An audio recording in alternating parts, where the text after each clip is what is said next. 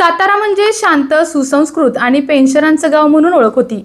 परंतु आता साताऱ्यात कधी कुणाचा आणि केव्हा गेम होईल याचा नेम नाही, अशी भीतीदायक स्थिती निर्माण झालेली आहे. गुन्हेगारी टोळ्यांची दहशत वाढली असून धाड धाड गोळीबार होत आहेत. बिनडोकपणे कोयते नाचवत एकमेकांचा खुलेआम वचपा देखील काढला जात आहे. गेल्या 2 दिवसात फलटण येथील अनैतिक संबंधातून झालेली क्रूर हत्या, त्याचबरोबर गुरुवारी भरदिवसा सातारा शहरात कोयता गँगने केलेला वृषभ जाधव याचा निर्गुण खून, या घटनेनंतर सातारची वाटचाल बिहारच्या दिशेने झाल्याचा प्रत्यय पुन्हा आला. कायदा व सुव्यवस्थेचा अक्षरशः मर्डर झालेला असून त्याला पोलिसांचा ढिसाळ कारभार जबाबदार आहे. राजरोसपणे सातारा जिल्ह्यात सर्वत्र बंदूक आणि कोयता गँग निर्माण झाल्याने सर्वसामान्य दहशतीखाली आहेत. नमस्कार, मी शिवानी इगतपुरे, आपण पाहताय सातारा न्यूज.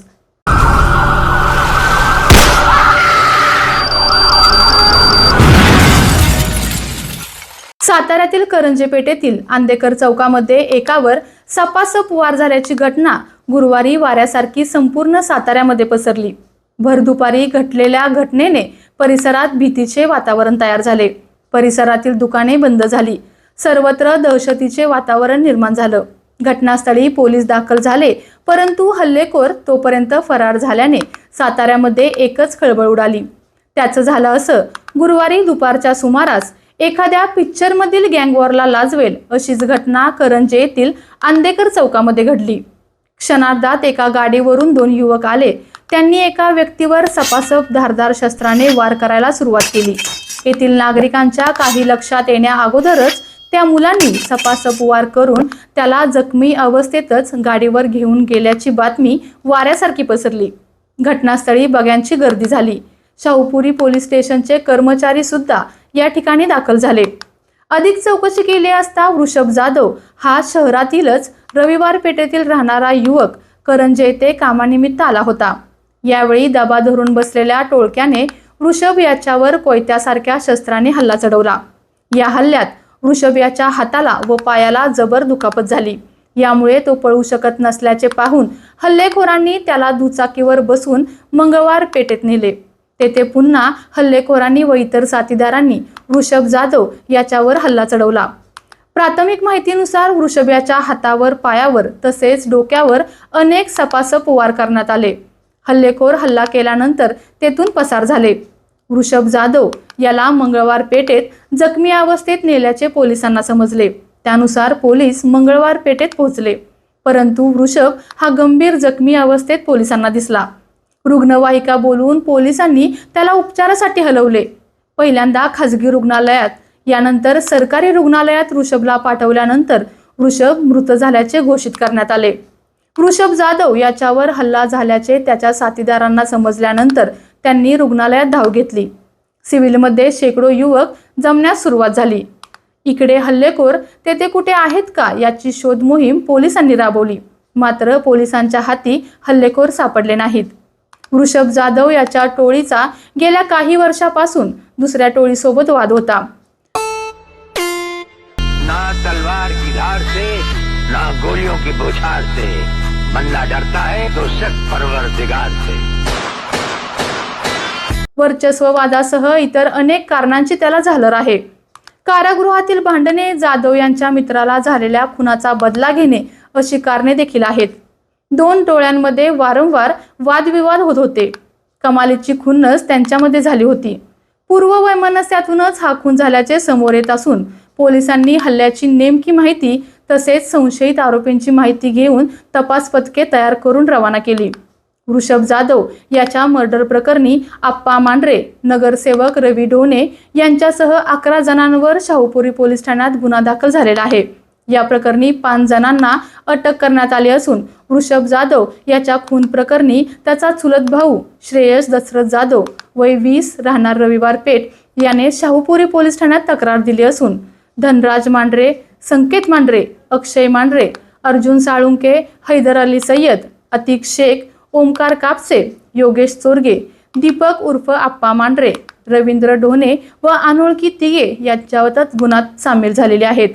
यातील धनराज दीपक मांढरे वय 21 राहणार चिमनपुरा पेठ, अर्जुन रामदास साळुंके वय 23 राहणार सारकल तालुका सातारा, हैदर अली रैजाक सय्यद वय 20 राहणार शनिवार पेठ, अतिक हसन शेख वय 29 राहणार बुधवार नाका, ओमकार राजेश कापशे वय 19 राहणार शाहूपुरी अशी अटक केलेल्या व पोलीस कोठडीत मिळालेल्यांची नावे आहेत.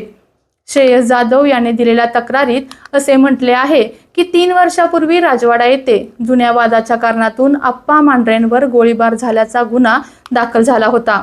माझा भाऊ वृषभ जाधव याच्या सांगण्यावरून हा गोळीबार केला असल्याचा संशय आप्पा मांढरे यांना होता. त्यामुळे आमचे एकमेकांशी पटत नव्हते. दिनांक 10 ते 12 जानेवारी या 2 दिवसात योगेश चोरगे याने मला वारंवार फोन केले होते. त्यानुसार 2 ठिकाणी मला बोलवूनही घेतले होते.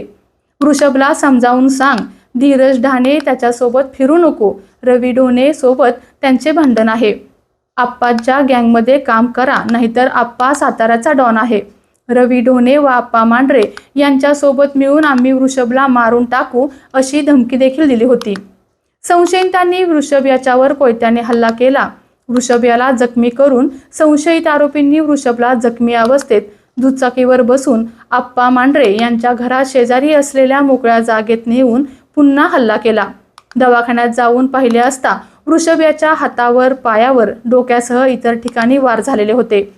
श्रेयस जाधव याच्या तक्रारीवरून 11 जणांवर गुन्हा दाखल करण्यात आलेला आहे. टोळी युद्धातूनच हा खून झाल्यामुळे पोलिसांनी कसून तपासाला सुरुवात केली आहे. गुन्हा दाखल झाल्यानंतर पोलिसांनी धरपकड करत 5 जणांना अटक केली. त्यांना न्यायालयासमोर हजर केले असता पोलीस कोठडी सुनावलेली आहे. विशेष म्हणजे या प्रकरणात साताऱ्यातील एका नगरसेवकाचे नाव आल्याने खळबळ उडाली आहे.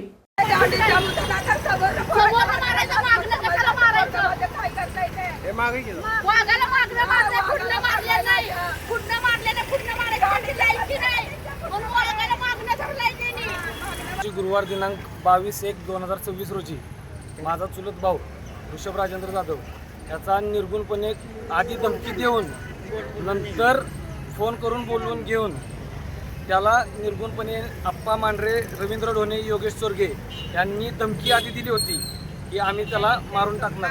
आणि त्यांनी त्यानुसार आप्पा मांढरेच्या मुलांना माझ्या भावाला मारायला लागलं, तर निर्गुण खून केला. तरीसुद्धा अजून ते 3 सूत्रधारांना अटक झाली नाही आहे. त्यांना जर 26 जानेवारीपर्यंत अटक नाही झाली तर सातारा पोलीस मुख्यालय याच्यासमोर कौटुंबिक आत्मदहन आम्ही करणार आहे. अटक नाही झाली तरी आम्ही 26 जानेवारी दिवशी असं कुटुंब परिवार आत्मदहन करेन मुख्य कार्यालयासमोर. मात्र साताऱ्यात दिवसेंदिवस वाढत चाललेली दहशत आणि दहशतीला खतपाणी घालणारे राजकीय पुढारी आणि याकडे कानाडोळा करणारे पोलीस प्रशासन या कालच्या घटनेला जबाबदार असल्याचे सातारकरांमधून बोलले जात आहे. मौत का बदला मौत आणि नडला तो तोडला या प्रवृत्तीचे साताऱ्यात डोके वर काढले असून या प्रवृत्ती जाग्यावरच ठेचल्या नाहीत तर येत्या काळात साताऱ्याचा बिहार व्हायला वेळ लागणार नाही. त्यामुळे सातारा पोलिसांनी आता तरी सावध होऊन अशा प्रवृत्ती ठेचाव्यात अशी अपेक्षा सर्वसामान्य सातारकरांमधून व्यक्त होत आहे. आमचा हा भाग तुम्हाला कसा वाटला आम्हाला कमेंटमध्ये नक्की सांगा. आपल्या तालुक्यातील जिल्ह्यातील बातम्या सर्वप्रथम पाहण्यासाठी आजच सातारा न्यूजला YouTube चॅनलवर सबस्क्राईब करा, लाईक करा, शेअर करा आणि बेल आयकॉन प्रेस करायला विसरू नका.